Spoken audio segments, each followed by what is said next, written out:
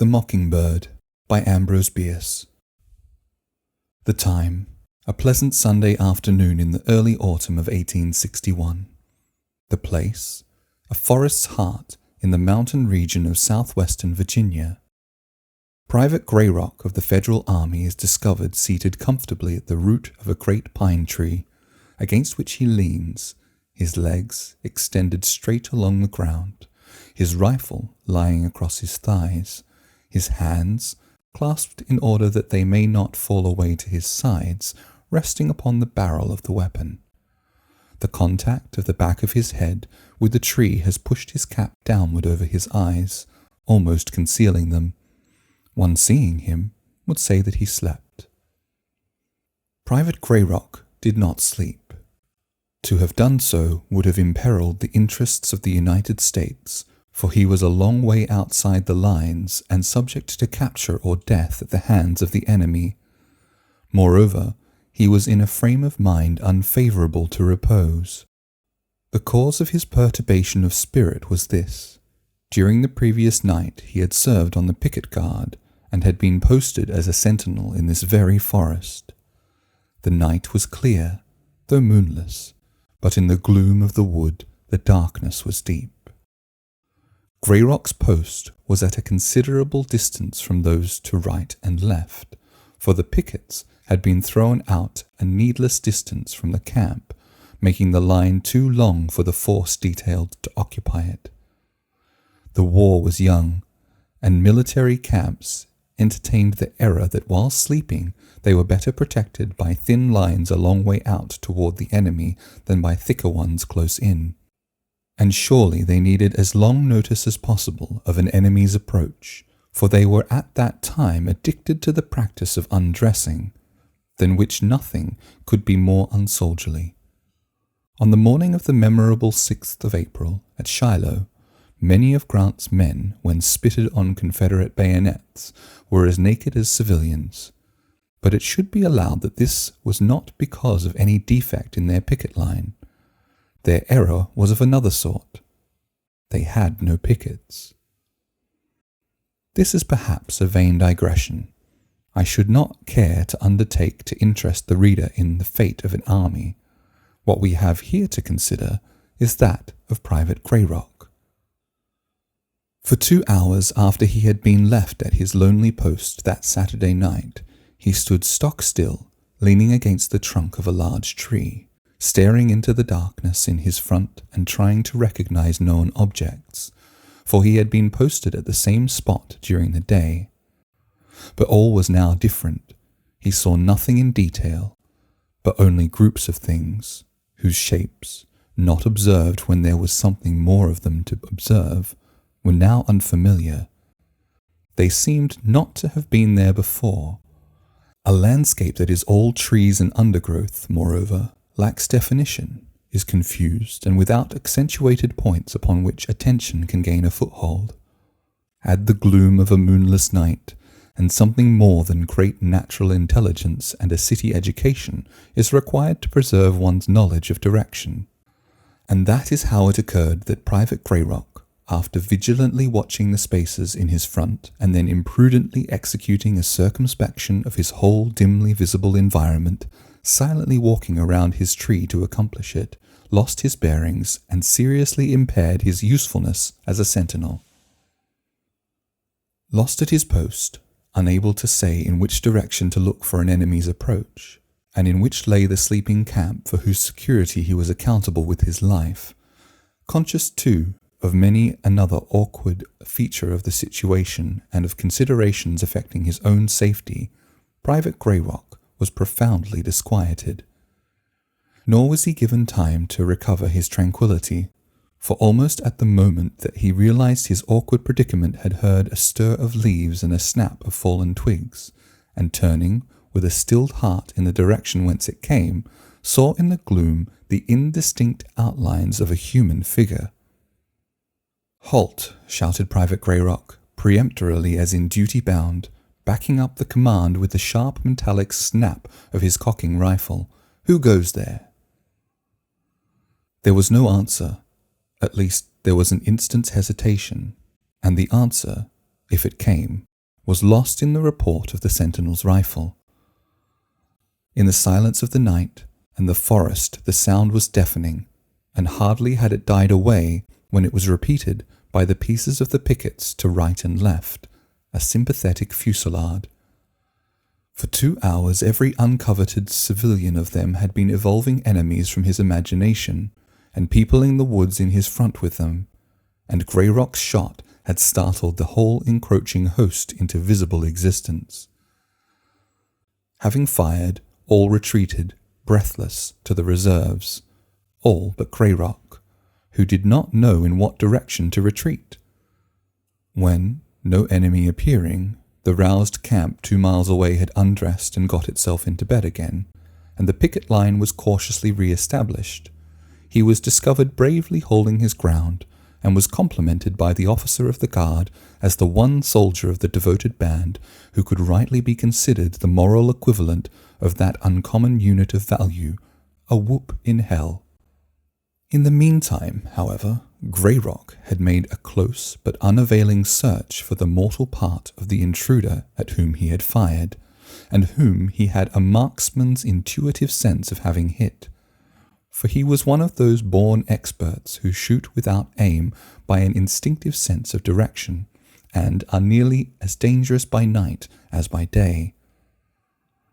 During a full half of his 24 years, he had been a terror to the targets at all the shooting galleries in 3 cities.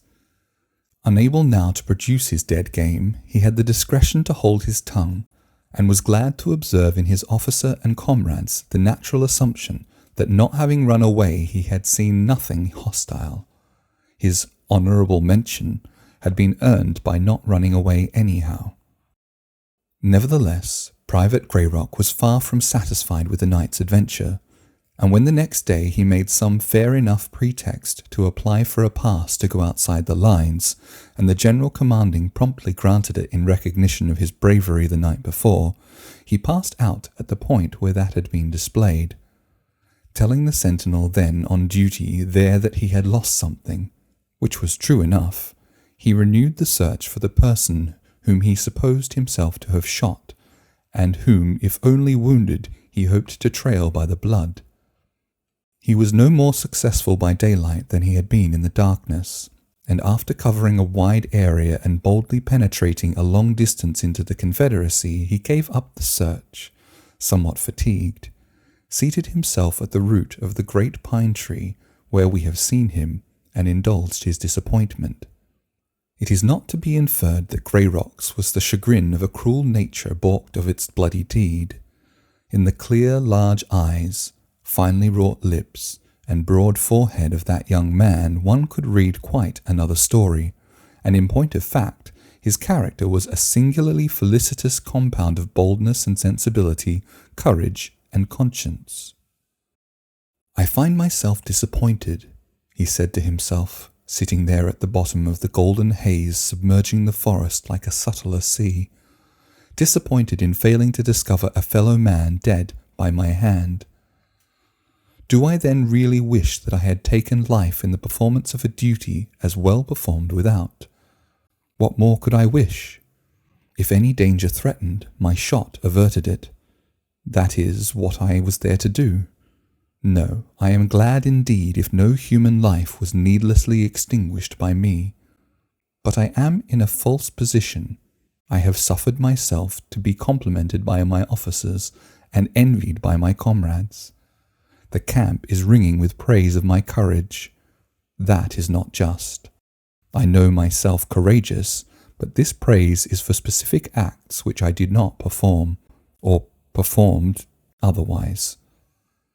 It is believed that I remained at my post bravely, without firing, whereas it was I who began the fusillade, and I did not retreat in the general alarm because bewildered. What, then, shall I do? Explain that I saw an enemy and fired? They have all said that of themselves, yet none believes it. Shall I tell a truth which, discrediting my courage, will have the effect of a lie? Ugh! It is an ugly business altogether. I wish to God I could find my man. And so wishing, Private Greyrock, Overcome at last by the languor of the afternoon and lulled by the stilly sounds of insects droning and prosing in certain fragrant shrubs, so far forgot the interests of the United States as to fall asleep and expose himself to capture. And sleeping, he dreamed.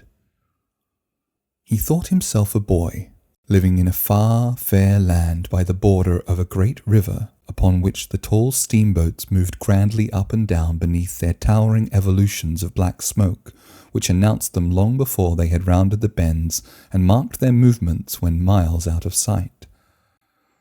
With him always, at his side as he watched them, was one to whom he gave his heart and soul in love, a twin brother. Together they strolled along the banks of the stream, together explored the fields lying further away from it, and gathered pungent mints and sticks of fragrant sassafras in the hills overlooking all, beyond which lay the realm of conjecture, and from which, looking southward across the great river, they caught glimpses of the enchanted land. Hand in hand and heart in heart, they two, the only children of a widowed mother, walked in paths of light through valleys of peace, seeing new things under a new sun. And through all the golden days floated one unceasing sound, the rich, thrilling melody of a mockingbird in a cage by the cottage door. It pervaded and possessed all the spiritual intervals of the dream, like a musical benediction. The joyous bird was always in song. Its infinitely various notes seemed to flow from its throat, effortless, in bubbles and rills at each heartbeat, like the waters of a pulsing spring. That fresh, clear melody seemed, indeed, the spirit of the scene, the meaning and interpretation to sense of the mysteries of life and love. But there came a time when the days of the dream grew dark with sorrow in a rain of tears. The good mother was dead. The meadowside home by the great river was broken up, and the brothers were parted between two of their kinsmen.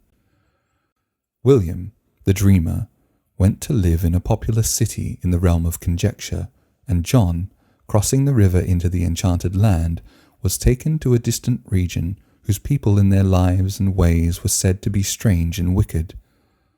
To him, in the distribution of the dead mother's estate had fallen all that they deemed of value, the mockingbird.